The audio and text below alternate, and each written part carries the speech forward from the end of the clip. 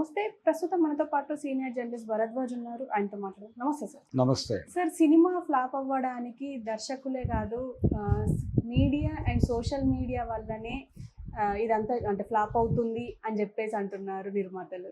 అయితే దాన్ని కట్టడి చేయడం వల్ల మీడియా మొత్తం చెప్పు చేతుల్లో ఉండే అవకాశం ఉంటుంది అని కూడా అంటున్నారు. దీని గురించి మీరే చెప్పారు. అంటే సోషల్ మీడియా వలన సినిమాలు దెబ్బతింటున్నాయి అనే వాదన కరెక్టే. అయితే సోషల్ మీడియా ప్లాట్ఫామ్స్లో ప్రేక్షకులే అభిప్రాయాలు చెప్తున్నారు, జర్నలిస్టులు కాదు.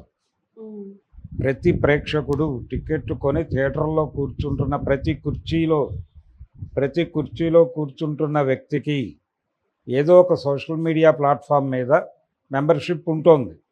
వాళ్ళు ట్విట్టర్లో ఉంటారా, లేకపోతే ఫేస్బుక్లో ఉంటారా, లేకపోతే ఇన్స్టాలో ఉంటారా, మరొక చోట ఉంటారా అనేది తేడా తప్ప 4 చోట్ల ఉన్నవాళ్ళు ఉన్నారు, ఒక చోటే ఉన్నవాళ్ళు ఉన్నారు.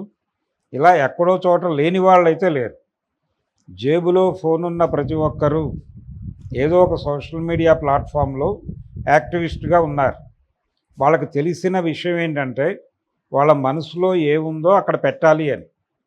అందుకని ఒకప్పుడు సినిమా బాగోలేకపోతే ఆ పక్కనున్న వాడితో బాధపడేవాళ్ళు, ఏంటింత దరిద్రంగా తీసాడు సినిమా అని.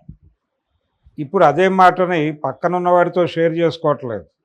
వెంటనే ఫోన్ తీసి వాళ్ళు ఏ ప్లాట్ఫామ్లో అయితే మెంబర్గా ఉన్నారో ఆ ప్లాట్ఫామ్ ఓపెన్ చేసి, నేను ఇప్పుడు ఫలానా సినిమా చూశాను, ఇది పరమ దరిద్రంగా ఉంది అని ఒక మాట రాసేసి దాన్ని పోస్ట్ చేసి కొంత రిలాక్స్ అయి వెళ్ళిపోతున్నారు బయటకు.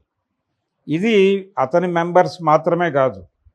ఇప్పుడు ఒక హీరో సినిమా బాలేదు అని ఒక ప్రేక్షకుడు ఒక ప్లాట్ఫామ్ మీద పెడితే అతని వ్యతిరేక అభిమానులు, ఆ హీరో వ్యతిరేక అభిమానులు ఈ పెట్టినటువంటి పోస్ట్ని 100 చోట్ల షేర్ చేస్తున్నారు. తద్వారా సినిమా బాలేదు అనే అభిప్రాయం వెంటనే రకరకాల కొన్ని వేల లక్షల ఫోనుల్లోకి వెళ్ళిపోతుంది. వెళ్ళిపోయిన తర్వాత ఈ రోజున ఎవరికి ఏం కావాలన్నా వాళ్ళ ఫోన్లోనే, సినిమాకి వెళ్ళాలన్నా, సినిమా చూడాలా వద్దా అనేది డిసైడ్ చేసుకోవాలన్నా ఫోనే ఆధారం. ఫోన్లో ఏదో ఒక సైటు, ఏదో ఒక ప్లాట్ఫామ్ ఓపెన్ చేస్తే అక్కడ సినిమా బాగుందో బాగాలేదో ఒక కామెంట్ వచ్చేస్తుంది. ఆ కామెంట్ చూసి జడ్జి చేసుకుని వెళ్తున్నారు. ఇది ప్రమాదానికి దారితీస్తుంది. ఇది మీడియా వలన జరగట్లేదు, ప్రేక్షకుల వలనే జరుగుతోంది. ఏ ప్రేక్షకులనైతే మీరు థియేటర్కి రావట్లేదు అంటున్నారు, ఆ థియేటర్కి వచ్చిన ప్రేక్షకులే వాళ్ళు నెగిటివ్ టాక్ని స్ప్రెడ్ చేస్తున్నారు. అందుకని జనం మీద లేకపోతే మీడియా మీద రివ్యూల మీద ఆడిపోసుకోవడం మానేయాలి. మానేసి క్వాలిటీ ఉన్న సినిమా తీయాలి. మీడియా మాత్రమే రివ్యూ చేయట్లా, మీడియా రివ్యూస్ కూడా ఎవడు పట్టించుకోవట్లేదు. నిజానికి సాధారణ ప్రేక్షకులు వాళ్ళ ప్లాట్ఫామ్స్ మీద ఏం మాట్లాడుతున్నారో దాన్ని ఏదో మేరకు రిప్రజెంట్ చేసే ప్రయత్నం మీడియా చేస్తుంది. అంతే తప్ప మీడియా నుంచి వచ్చిన అభిప్రాయాలని జనాలు పట్టించుకునే పరిస్థితుల్లో లేరు. అతి తక్కువ శాతం మాత్రమే ఉంది అక్కడ. అందుకని ఇదేంటంటే అసలు ఎవరు మాకు నెగిటివ్గా మాట్లాడకూడదు, అసలు సినిమా రివ్యూలు ఎందుకు ఇస్తున్నారు అని మీడియా మీద యుద్ధం చేస్తున్నారు, కానీ జనం మీద యుద్ధం చేయాల్సిందే.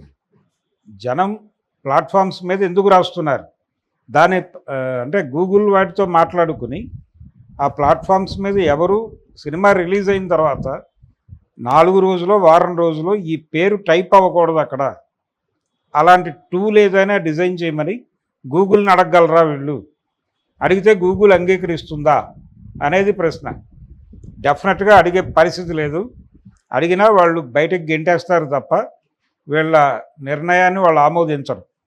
అందుకని అనివార్యంగా ప్రజలకి నచ్చే కంటెంట్ ఏమిటో చూసుకుని తీసుకోవాలి తప్ప, లేదు తీసిన కంటెంట్ జనాలకు నచ్చితే ఆనందించాలి, నచ్చకపోతే దండం పెట్టి ఊరుకోవాలి తప్ప సోషల్ మీడియానో రివ్యూలను తిట్టడం వల్ల వాళ్ళ పిచ్చతనం బయటపడుతుంది తప్ప, వాళ్ళ అజ్ఞానం బయటపడుతుంది తప్ప ఏ రకమైనటువంటి ప్రయోజనము ఉండదు. సోషల్ మీడియా కంట్రోల్ చేయటం అనేది ఎవరి వల్ల కాదు. అది అయితే గీతే ఆ ప్లాట్ఫామ్స్కి ఎవరైతే పునాది వేశారో ఆ గూగుల్ బాధ్యత తీసుకోవాలి. అది డెఫినెట్గా తీసుకోదు. సోషల్ మీడియా ఏర్పాటు వెనకాలే ఒక ప్రోగ్రాం ఉంది. ప్రజల మనసుల్లో ఏముందో ఎప్పటికప్పుడు తెలుసుకోవడం కోసం ఆ ప్లాట్ఫామ్స్ ఉన్నాయి. అది ఇన్స్టాగ్రామ్ అదే చేస్తుంది, ఫేస్బుక్ అదే చేస్తుంది, ట్విట్టర్ అదే చేస్తుంది. ప్రజలు తాము అనుకుంటున్నవి తమ ఆవేశాలు, భావావేశాలు, అంటే వాళ్ళ నైరాస్యాలు, వాళ్ళ ఏడుపులు అన్నీ అక్కడే పెడుతున్నారు. వీటిని తెలుసుకోవడం కోసం పెట్టారు. అది గతంలో అరుగుల మీద కూర్చుని మాట్లాడుకునేవాళ్ళు, ఇరానీ కేఫుల్లో కూర్చుని మాట్లాడుకునేవాళ్ళు. ఏం మాట్లాడుకుంటున్నారో ప్రభుత్వానికి తెలిసేది కాదు. అందుకని అరుగులు, ఇరానీ కేఫ్లు రద్దు చేసేస్తే వీళ్ళు ఎక్కడో చోట సోషల్ మీడియాలో మాట్లాడుకోవడానికి ఒక అవకాశం కల్పిస్తే అక్కడ మాట్లాడుకుంటారు. అప్పుడు ప్రజలు ఏమనుకుంటున్నారో తనకు తెలుస్తుంది. అందుకోసం పెట్టారు సోషల్ మీడియా. అదేదో ప్రజలను ఉద్ధరించడానికి పెట్టింది కాదు. వాళ్ళు ఎప్పుడైతే దానికి ఎడిక్ట్ అయ్యారో వాళ్ళు అన్ని అభిప్రాయాలతో పాటు సినిమా మీద కూడా అభిప్రాయం చెప్తున్నారు. అది సినిమా వాళ్ళని ఇబ్బంది పెడుతోంది. కానీ ప్రభుత్వానికి అవసరం. ఇది ప్రభుత్వానికి స్టేట్కి చాలా అవసరం. అందుకని ప్రభుత్వం ఎంతకాలం నుంచి గొడవ చేస్తున్నా మేము వీటిని కట్టడి చేస్తామనే మాట చెప్పట్లా. ఎట్టి పరిస్థితుల్లోనూ ఆ మాట చెప్పదు ఏ ప్రభుత్వం. ఎందుకంటే అది వరల్డ్ బ్యాంక్ ప్రోగ్రాంలో భాగం. దానికి వ్యతిరేకంగా వెడితే మరణశిక్షే. అందుకని డెఫినెట్గా అలాంటి పనులు జరగవు. సోషల్ మీడియాని కంట్రోల్ చేయటం అనేది అయ్యే పని కాదు. సరెండర్ అవటం తప్ప.